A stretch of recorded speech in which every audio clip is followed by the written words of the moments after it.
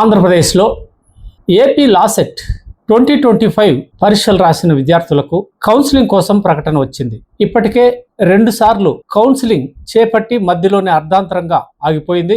ఈ నేపథ్యంలో తిరిగి Andhra Pradesh state council of higher education ఒక ప్రకటన జారీ చేస్తూ 21, 22 తేదీల్లో అభ్యర్థులు వెబ్ ఆప్షన్స్ ఎంచుకోవాలని, 23వ తారీఖు అందులో ఏవైనా మార్పులుంటే చేసుకోవచ్చని ఒక ప్రకటనలో తెలిపారు.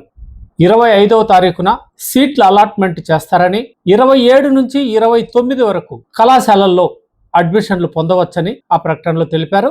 అయితే 27వ తారీఖు నుంచే తరగతులు ప్రారంభమవుతాయని కూడా అందులో స్పష్టం చేశారు. ఇదివరకే అనంతపురంలోని బెస్ట్ యూనివర్సిటీ బీసీసీఈ అనుమతి లేకపోయినా, అలాగే శ్రీకాకుళంలోని ఎంపీఆర్ కాలేజీకి బీసీఐతో పాటు యూనివర్సిటీ అనుబంధ గుర్తింపు లేకపోయినా వెబ్ కౌన్సిలింగ్ లో పొందుపరిచినందున ఈ విషయాలను దృష్టిలో పెట్టుకొని ఆ కళాశాలలు ఎంచుకున్న అభ్యర్థులు తిరిగి వెబ్ ఆప్షన్స్ ను సవరించుకోవాలని ఆ ప్రకటనలో వివరించారు. అలాగే తిరుపతిలోని కేఎంఆర్ కాలేజ్, చిత్తూరులోని రాయలసీమ కాలేజ్, రాజమండ్రిలోని వీరవల్లి కళాశాలలకు బీసీసీఐ కానీ యూనివర్సిటీ అనుబంధ అనుమతి కానీ లేదని తెలియజేశాయి.